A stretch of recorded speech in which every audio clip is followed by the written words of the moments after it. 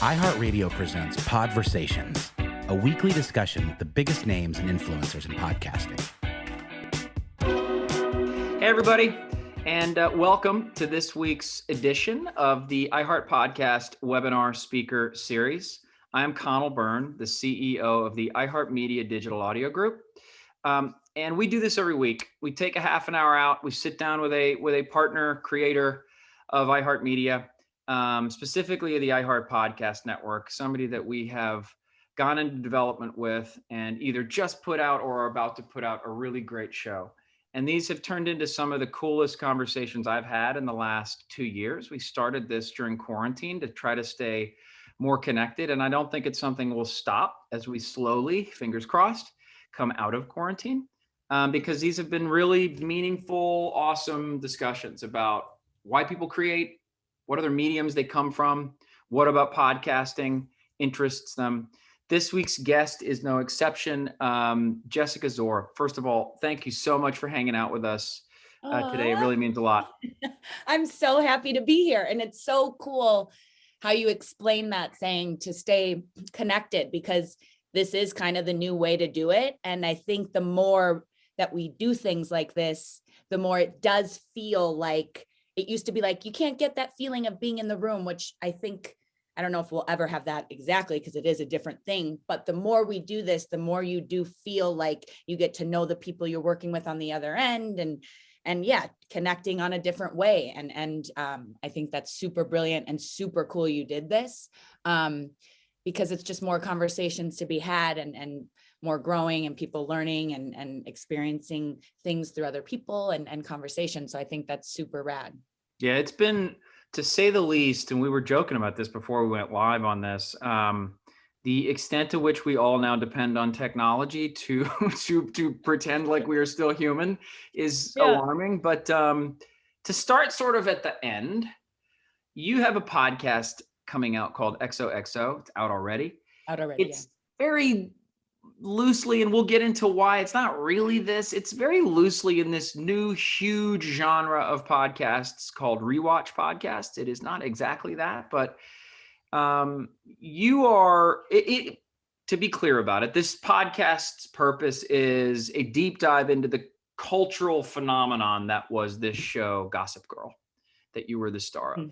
You are a model and actress in film and television. You're maybe best known for portraying Vanessa Abrams on Gossip Girl, but you've been on Complications, Twin Peaks, Shameless, The Orville.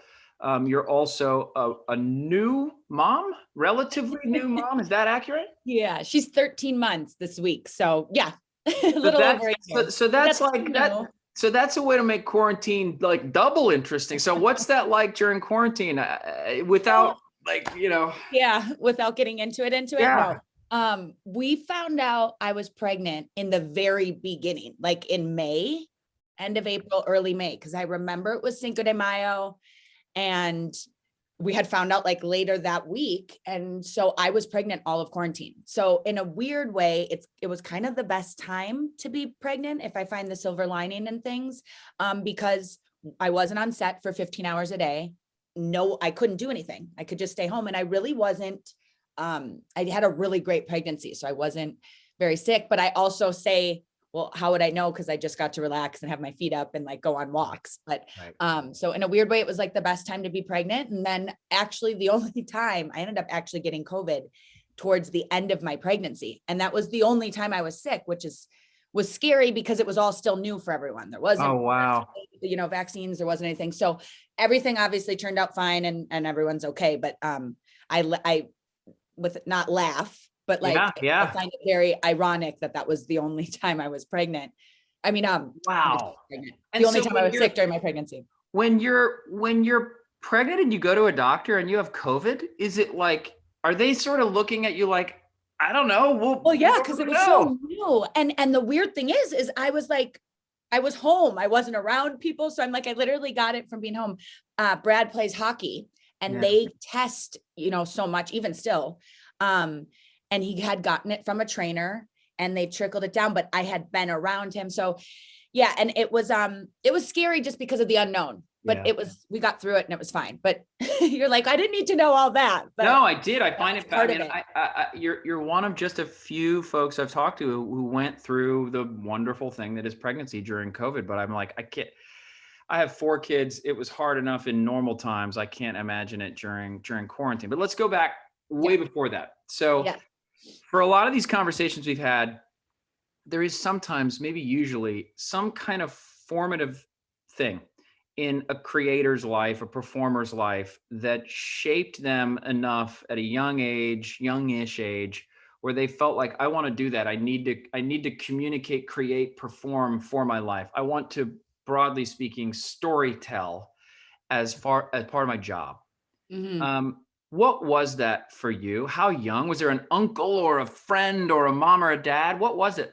I feel like I was probably around 5 years old. Someone had stopped my mom, got me into modeling, and my parents were always kind of saying, whatever money you would make during that, which is kind of funny at 5, but I was kind of working a lot. And then at 10, they had me start working in Chicago. And then a couple times a year, we'd go to New York for, some jobs. So my parents were taking that money to save so that I could go to school without taking a loan eventually, which I thought was very sweet of them.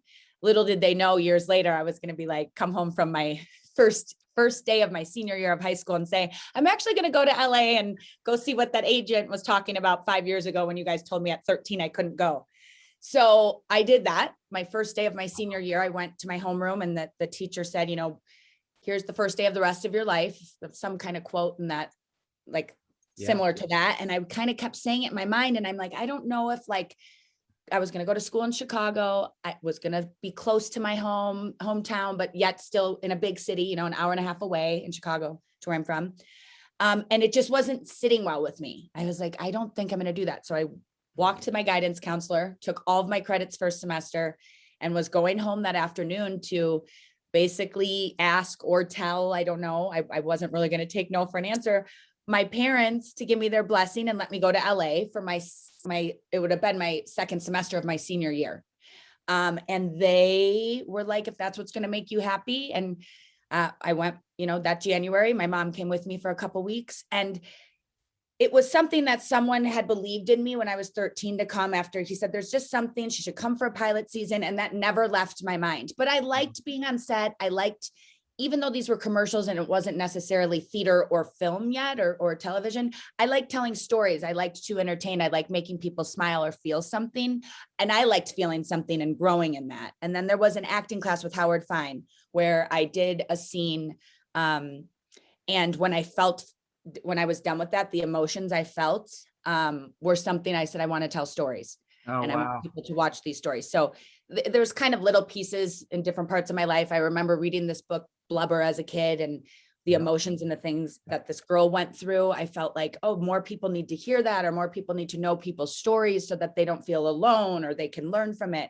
So there's kind of different things throughout my life that kind of added to me not going to school and leaving my family and going to Los Angeles to be an actor, because that's a real wild thing.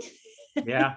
I'm like, who does that? Then you get to LA and you're like, whoa, a lot of people actually. It's true. I mean, but there's two things that stick out to me. One is I'm inclined to say not a normal childhood, but I don't know a normal childhood, to be honest. So there's that part of it too. But that sounds both like an incredible childhood, but also like a really different, disruptive, challenging, you're ahead of yourself childhood. And then also that moment when you're 18 and you call your parents and you're like, I'm going to go to LA. The only comparable for me was I was in my early 20s and I told my parents, I'm not going to be a doctor. I'm going to do something else entirely. And this was really difficult for them. Yeah. And how did that make you feel when it was difficult for your parents? Because you always want your parents' blessings. Of course. It made me feel terrible. It made me feel, for a minute at least, maybe I'm doing the wrong thing. Maybe I'm crazy. I will say, and not to be cheesy about it, if you can manage to flip that around and use it to say, no, I'm going to be even more sure. I'm even more sure of my decision because they've made it harder to make that decision. Right. That can be helpful too. But was that it takes a certain hard person to do that though? Yes. You know what I mean? Sometimes you'll be fighting that in your head. Like my parents said no, and that can be very difficult. Did you have support at 18? Did you have support, or was it like?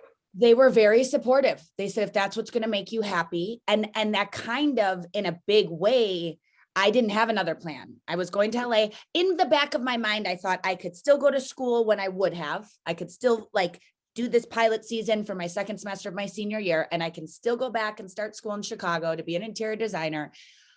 I never had a plane ticket back. It was a loose thing in my mind, but I also think that was in case maybe it wasn't going the way I thought, which it doesn't when you go to LA, because there's so much more to it than people understand or know or get. And so that was a learning thing for me. But I think the part of me saying, I could still go to school when I wanted to, was in case something wasn't going the way I wanted it to, I had like an excuse to say, but I really didn't have another plan. Oh, interesting. Yeah. Cause I was kind of like, this is just what I'm going to do. But then again, it's like such a wild thing. And I was on the set of My Wife and Kids, which is Damon Wayans and Tisha Campbell, and Marlon Wayans was there in the makeup room. And he said, wait, so you just moved out here? And I said, yeah, a couple, it was maybe 2 months or something. And I'm going back in a couple months when I would have started school if I didn't come out here. And he said, you can't do that. You can't just do that. You got to keep working at it. And you're already on a set now. And that kind of set with me too. And I'm like, he's right. What am I doing? Let's keep growing. And the cool thing too, for acting or artists, is we can always learn and grow as we get older. We're different than athletes. As athletes get older, their bodies give out. Yeah. So as artists, we can just keep growing and learning. And I that kind of sat with me too. Like there was just different moments in my life. I'll never forget that conversation with Marlon Wayans. And don't get me wrong, there was still times I wanted to move home even after I booked a show, or the 10 that I didn't book. Oh God, this industry is so hard. And you're told no more than you're told yeah. And you can't help but to think, what am I doing wrong? Even if it's, we've talked about it on the podcast many times. Sometimes it's a height thing. Sometimes it's a hair color. Sometimes the network just doesn't. So sometimes it has nothing to do with your performance or what you brought.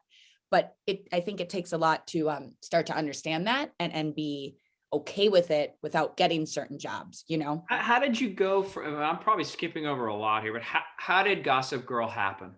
How did you end up being, and when was the moment after it happened that you realized, oh boy, this is big and going to change things? I had been working, I did a show called What About Brian? It was my first time being a series regular. It was a J.J. Abrams and Brian Burke show on ABC, working with a wonderful cast, and having that taste and that flavor of, going to a set on a lot every day was awesome, and playing this character, Laura, and it was beautiful and wonderful. And when that show came to an end, I was, trying to find my next job, wasn't booking, got to a point where I'm like, I've had enough. I want to go home. And I called my mom. And that was the one thing my mom and dad obviously were always like, anytime you want to pick up and come home, you come home. So as easy as they were to say go, they were like, easy to come back. You know what I mean? But listen to how funny this is. I called her and I said, I want to come home. And she said, okay. So she flew out to come get me. I said, all of my family was getting together for stuff. All my friends were in school. I was having a hard time meeting groups of friends that were honest and real. Not the people I worked with. The people I work with were great, but sometimes you need a life outside of that. And my mom flies out, and all of a sudden we're going to this restaurant, Pache, and through a couple of the people I worked with on What About Brian, someone had introduced me to an amazing actor, wonderful human being. We get to the restaurant, and him and my mom basically were going to tell me that they don't think I should move home, that there's, a lot of opportunity. And when it gets hard, that's the easiest thing to do, is to run. And it was Jamie Foxx and my mother sitting at Pache in LA. And I was kind of like, wait, why? This is so, easy for you to say. And he'd been in the industry for so many years. But again, this was another thing that kind of sat with me. So my mom came to bring me home, but really was telling me, you need to stay. And then a week later, I was still in a funk. My friends came to pick me up to bring me to a barbecue. And it was like a thing I didn't want to do. I'm like, in LA, everyone talks about themselves in the industry, ironically, what I'm doing now. And I didn't want to do it. And we get to this barbecue, which actually in the first episode of XOXO, Josh Schwartz, the creator of Gossip Girl, explains this story. I I get to the door and it was the creator of Gossip Girl. And they like went to a back room and I guess looked up to see if I was an actor. Don't mention anything to me the entire time at the barbecue. I don't even know that this is a creator of any show, of anything's house. So I was completely blindsided when my manager called me a couple of days later and said, you were at Josh Schwartz's house and he wants you to go to Warner Brothers this week. If they like your tape, you will leave Thursday and shoot Friday, something crazy like that. And that's kind of what happened. I went and did my 3 episodes. That was initially what it was. And on the 3rd or 4th, I should say, they asked me to be a series regular. And now here I am, 10 plus years later, doing a walk down memory lane and a kind of rewatch of the show because it touched so many people and was kind of a hit on a level that I'm now learning and seeing even more in a different lens, because when you're in it, doing it 10 years ago, we knew it was crazy and insane, but I'm like watching things back or reading articles and like kind of looking into it more than I ever did. Yeah. It's pretty wild what that show did and was for all of us and for all the fans across the world. Yeah. Yeah. I mean, was there a moment when you were doing it where you were like, I wasn't famous, now I'm really famous? And how did you process that? What's that like? It's the weirdest thing, because I think as an actor, when you're just trying to create and tell stories and book a job so that you can keep learning and pay your bills, you don't always want to be a waiter and like trying to do your schedule to make this audition and then get this.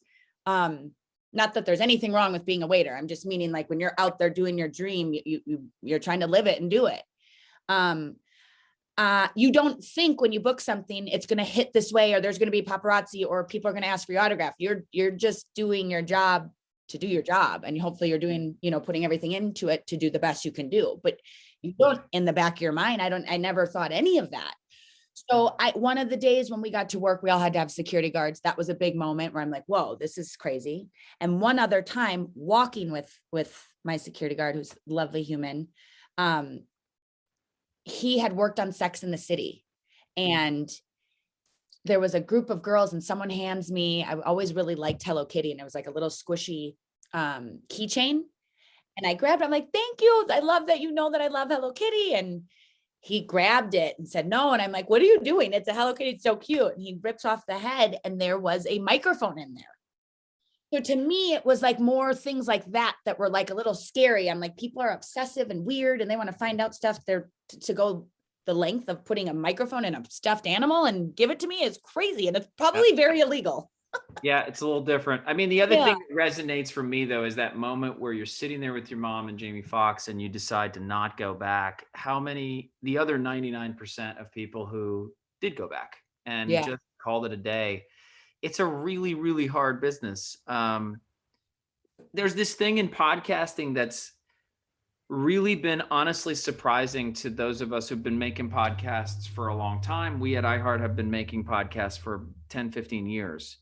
And as this medium has exploded, and it has exploded, you have almost 120 million Americans a month listening to podcasts. That's a mass reach established medium.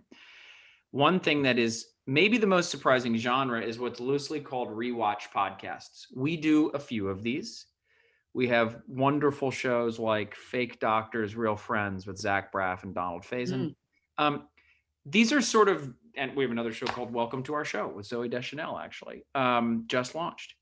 These are all sort of similar insofar as it is casts of older shows coming back together to reconnect with each other and with fans. The formats of the shows are different. Sometimes it's just conversations. Sometimes it's literally rewatching episodes. Right. But I am fascinated with why this genre has come out of nowhere and exploded. And I can explain some of it, like streaming platforms have reintroduced this content to new audiences, but I can't explain all of it. Like there's got to be some deep nostalgia to it as well, maybe. But what is your take on this? I like agree with you. It's like wild. And the question when we kind of aired and were putting ours out into the world, all of a sudden in all the press, it was Zooey Deschanel and Zach Braff's and the One Tree Hill girls and, the Office ones and so many wonderful, amazing shows. So I don't know if the timing was ironic and that's just like the universe, because it wasn't like Zoe and I emailed each other and we're like, oh, you're doing yours. And I've known Sophia Bush for a long time. We never even talked about her doing that until it, came out, and I never mentioned any of mine to anyone. That's wild to me of the timing, because I also don't know, unless you guys are just amazing. Obviously you guys are amazing, but unless you guys knew like, hey, but it was all the timing was also right around the same time, but a little bit different. You know what I mean? Because I'm a little bit after. So that I think is like more the universe just bringing this out. And I'm not trying to be weird by any means, because I do think it's wild. But I think, after 10 plus years of something, you can kind of go back, look at it in a different lens. And because of streaming now, a lot of shows are still relevant in a way. Do you know what I mean? Or they come back. Like I have a sister that's 19 years old. So, and I'm one of 5. So I had a sister that was in high school while I was filming Gossip Girl. And then I had a sister that was in it after, and just now that it's coming out again, on Netflix and stuff. So the experience that they both like, it's crazy because it was so big for both of them on totally different things, way done. So I think after 10 plus years, you go back, you revisit it, everyone's on to a different part and chapter in their life as an artist, as parents, as people. And I think it's just a fun thing to go walk down memory lane. And I feel like you can have like a bigger, looser conversation, because we're not in it and trying to be super private and worried about storylines and worried about who's dating who anymore and all that stuff. It's done. It's in the past. We can laugh. We can, look at it and talk about it. So I think it's a little bit of that. And that we've just had such solid, amazing, wonderful fans and viewers that are still so supportive. So I think they get excited to kind of hear the details. And mine is a little bit of both. We have a lot of rewatches coming up. We've started with a lot of conversation with cast and creators and stuff. So mine is going to be a little bit of both, where we do a rewatch, but we also do a walk down memory lane. That's awesome. I mean, it's got to be really interesting to revisit part of one's life so like rigorously. Yeah, we were in a bubble. It was before social media. It was a show that hit on a level that it felt like to us overnight. When Josh and Stephanie kind of talked, there was a writer's strike, and it, was probably not literally overnight, but to us, we did a show, and a couple months later we had paparazzi outside of our place and people knowing us, around the world. So it felt very fast to a lot of the cast and stuff like that. And yeah, we were living in New York City. We were in our early 20s, where that's a really big time where you don't, you're just living your life and having fun and, dating and all those things. So it was quite the time. And then to experience that all together on a level was very special and weird and will never happen again. Even if we all do another show that hits on that level, it'll never be that time frame, obviously, or what, live in New York City, and it was kind of cool because it was very fresh for all of us. Even if people had acted, it was a very new thing for everyone. So, and in a different world, like the fashion world was very involved, and the music scene and New York City. This wasn't, us playing doctors in a small town where we didn't have all these other elements to it. So that opened us up to all these different worlds. And then living in New York, it was like, here you guys go. We're like, what? Yeah, it's incredible. I mean, it's almost like you guys are sharing this very personal, photo album with audiences of private and public experiences alike. Yeah. It's a really cool show. Well, because we couldn't Chase and I, on his episode, we talk about like some of the nights of going up on his roof deck and having, fun up there. At the time, we were going up there because no one could come up and take photos or do anything. So we weren't talking about that in interviews. We weren't, we didn't even have social media, but there wasn't. So now we can talk about it openly and how much fun we had and stuff. People really didn't know, and nothing crazy. I really want it to be a positive, colorful time and space for people to come, because I also think we need that right now in the world a little bit.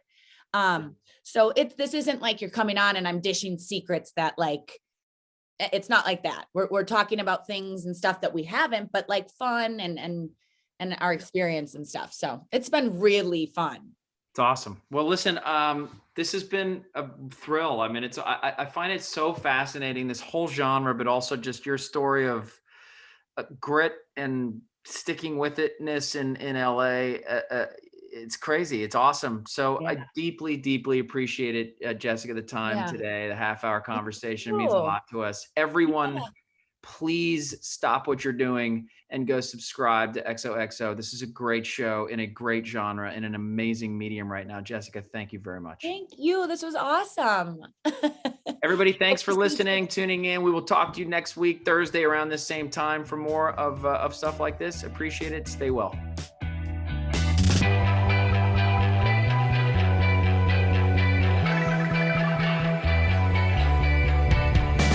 Podversations is a production of iHeartRadio. You can find more from the biggest names in podcasting on the iHeartRadio app or wherever you get your podcasts.